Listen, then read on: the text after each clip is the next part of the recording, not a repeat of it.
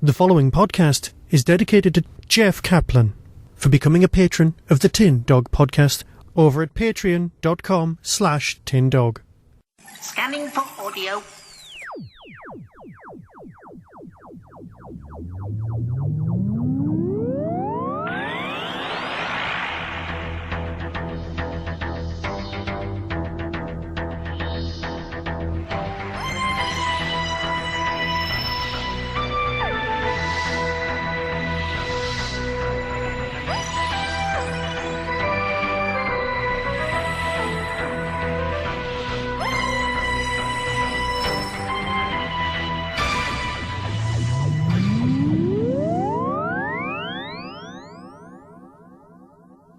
Welcome to a Tin Dog Podcast, this time talking about the Doom Coalition from Big Finish.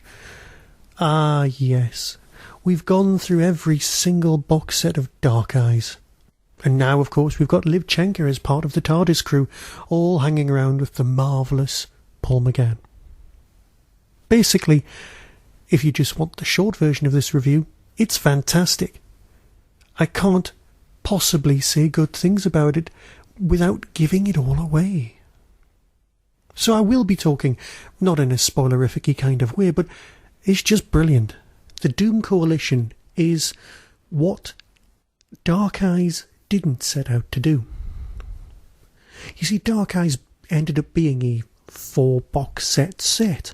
Doom Coalition has got a lot more planning behind it. It's going to be 16 individual stories.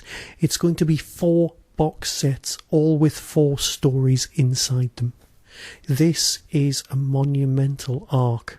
So if you wanted to partake in a bit of McGann, this is a great jumping on point.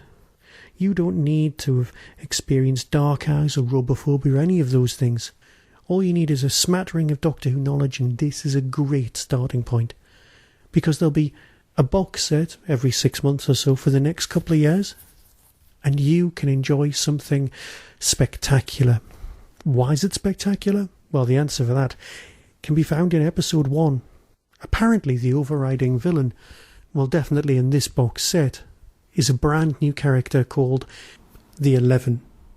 This world is full of things, ideas, where you go, that is such a simple idea.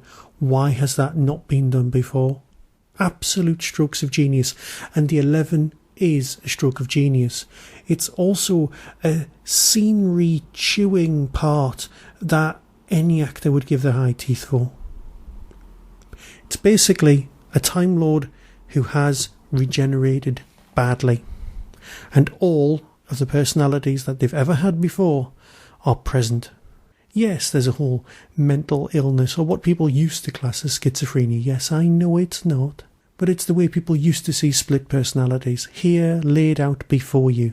You get a absolutely fantastic performance. The sort of thing you just don't get anywhere else. And if there were Time Lords on TV, Moffat would have snapped up this idea in a shot. And perhaps one day an actor, maybe it's Capaldi, maybe it's the person who comes after them, will do this for us. So yeah, a Time Lord supervillain with 11 personalities. It's just glorious. And of course it opens with a nice bit of McCoyness, a pre-title sequence. I will never get used to the Paul McGann Doctor Who theme tune, but you know what? Who cares about that?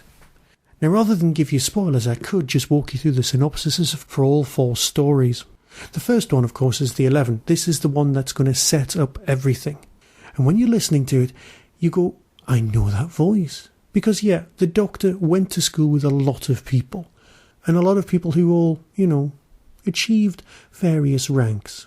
Romana's off gallivanting, trying to sort out the problems with Gallifrey. This is the run-up to the Time War, after all.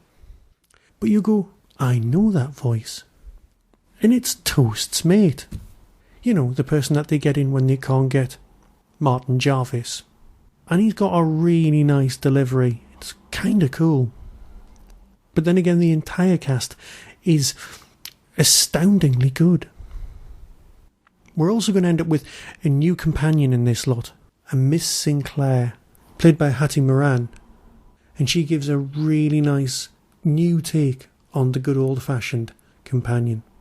So yeah, you've got 4 parts. The first 2 are by far the superior, the 11 and the Red Lady. There's a lot of people out there on the forum that's replaced the Big Finish forum, now called Divergent Universe, all saying that the Red Lady is one of the best bits of drama to come out of Big Finish in a long time. The basic plot is fairly simple and is so different from the escape of the 11 as to make you think, oh, is this story even remotely connected? And it is, but these are all extremely good standalone stories. Of course, the Red Lady also marks the introduction of Helen Sinclair. And the creature in the Red Lady is so gorgeously realised that any further discussion would just be a spoiler. This, of course, leads rather precariously into the third story, The Galileo Trap, by Mark Platt. Mark always provides something different, something more cerebral when it comes to Doctor Who. Yes, the whole educate and inform aspects of Doctor Who can always be milked to a certain extent, and here we have a whole story involving Galileo and the secret, the last thing he saw before he went blind. Yes, he's stalked and he's looked after, and there's something going on in Florence. You get to see Helen's first experience of time travel. All of these things are gorgeously well written. And all of this, of course, leads to the trap, the end, the confrontation that the Doctor has to deal with in the Satanic Mill. It has a very 2000 AD kind of feel to it, but that's something that's not going to go against it. All in all, a fabulous box set, something that I just can't enthuse about enough. A brilliant beginning to what seems to be a fantastic thing. There's only one question that remains. Who or what are the actual Doom Coalition?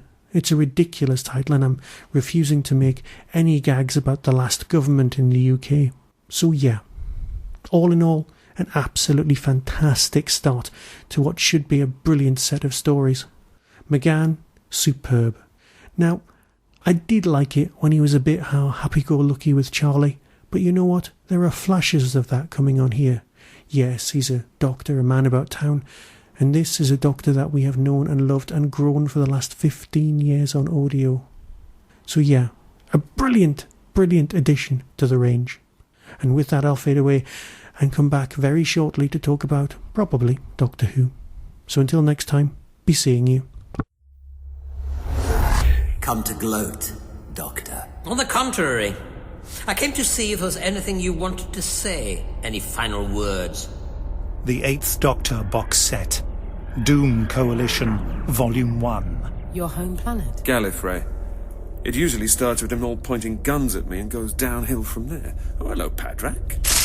Her hand, she's reaching out to take off her mask. You can see that, can't you? I couldn't help noticing, just then. Yes. Another personality emerged. I take it you've come to me because of my particular affliction. You don't understand! It's her face! Her face! Her terrible face! What's that noise? Trumpet, live, run! You're Helen Sinclair, language scholar, British Museum. You know my work? No, I read the sign on the door. But that doesn't matter. Helen, this tablet is vital to the safety of the cosmos. The man calls himself the Doctor. What? Is he here? Galileo, how good to see you again. Commence dissection. What? Save me! They're coming! Liv Shenka. She's right here. Where will this contraption take us? To the end of the line, Mr. Payne. To the end of the line. Big Finish. We love stories. Let's give the Doctor the welcome he so richly deserves. Be seeing you. You've been listening to the Doctor Who Tin Dog podcast. Available on RSS, iTunes, Audioboom, Tumblr, and wherever podcasts are found. Why not become a supporter of the show by visiting patreon.com/tindog. Doctor Who and its associated properties are copyright of the BBC and no infringement is intended. To contact the show, email tin-dog@hotmail.co.uk. The Tin Dog Podcast is a founder member of the Doctor Who Podcast Alliance.